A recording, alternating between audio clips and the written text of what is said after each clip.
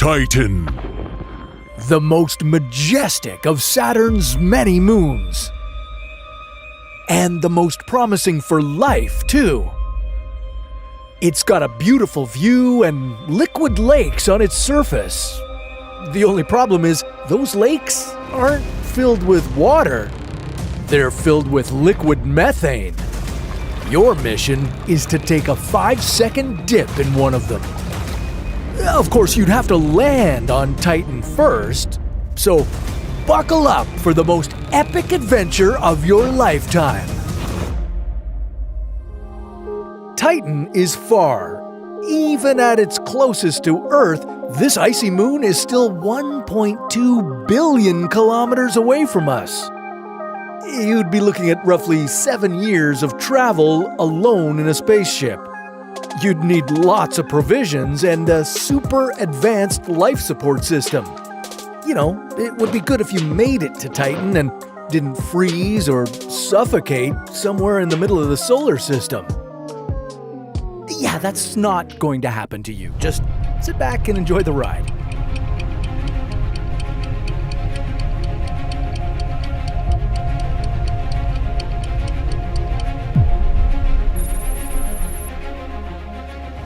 Seeing Saturn up close is amazing. Definitely the most spectacular of all the ringed planets in the solar system, but hey, enough sightseeing, it's time to make your way to your destination. Titan is unique in many ways. For one, it's larger than our moon.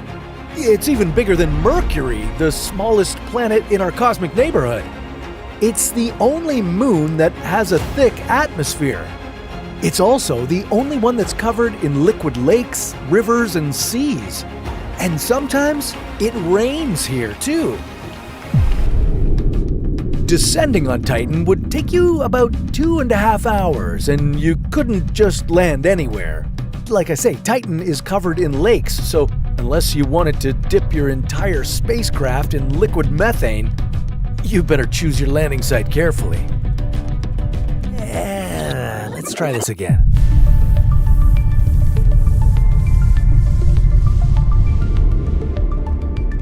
Okay, now that you've properly landed on Titan, let's go explore this icy world. This moon of Saturn might look a lot like Venus, but it's not as hellishly hot. Titan is one of the most hospitable places in the solar system. Yeah, its gravity is only 14% of Earth's, but its thicker atmosphere makes it possible for you to walk there even without a spacesuit. But I wouldn't recommend that. You'd need the spacesuit to keep you warm. Titan is very far away from the sun, so it doesn't receive as much warmth as we do here on Earth. You'd be taking a brisk stroll at a chilling minus 180 degrees Celsius. Well, you wouldn't exactly be strolling. More like bouncing around? Yeah, thanks to Titan's weaker gravity, you'd feel a lot lighter and could jump higher and move with less effort. Now, Titan's atmosphere is mostly nitrogen, very similar to Earth's, but you still couldn't breathe on this moon because, well, that's where the similarity ends. While 95% of the air here is nitrogen, the remaining 5% is methane. You'd need an oxygen tank to survive even 5 seconds on this world. Yeah, it's not just the lakes that have methane in them. There's plenty of methane in Titan's clouds, and sometimes it even rains methane. But this rain isn't anything like you've seen on Earth. It would be more like rain in slow motion, thanks to Titan's lower gravity and thick atmosphere. On Earth, raindrops fall at about 9 meters per second, but on Titan, their speed is only about 1.6 meters per second. That's 6 times slower. It would be pretty cool to walk in the rain here. But hey, you didn't come here for a walk in the rain. You came to take a dip in Titan's lakes. I wouldn't do that if I were you. Oh, excuse me? Who's here? Alright, let's do this. What's up, everybody? I'm Chase. I'm from the year 3050. And for the last, well, things are a bit wobbly where I come from. I've been traveling through space and time a lot. Thing is, I die a lot. Like, A lot. It's kind of like my special power. It all started when I touched this shiny alien cube. Now I can jump between worlds, dimensions, time, and when I die, I always come back. I'm still trying to figure that one out. I think it has something to do with Einstein? I don't know.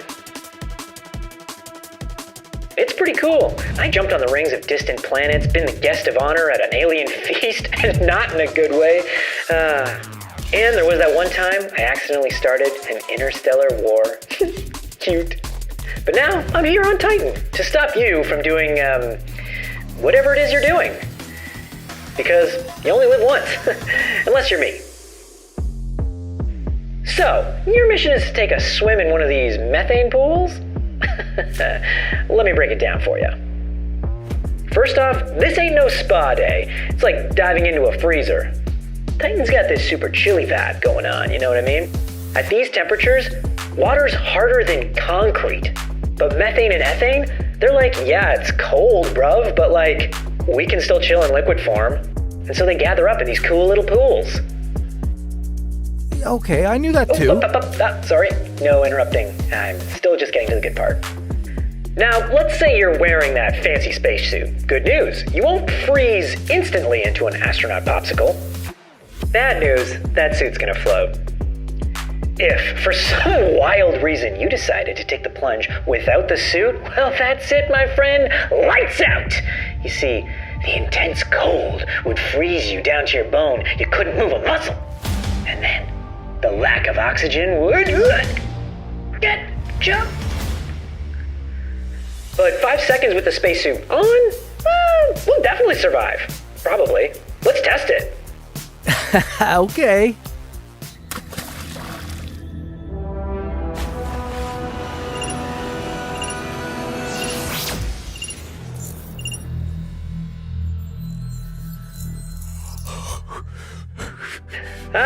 Seems like someone's spacesuit can't withstand the cold. Someone needs an upgrade. It's so refreshing out here. I think I'll just stay another 5 seconds just to really enjoy it. Hot. Chase? Don't worry. These sparks are supposed to happen. Oh, it's like a stabbing, burning feeling.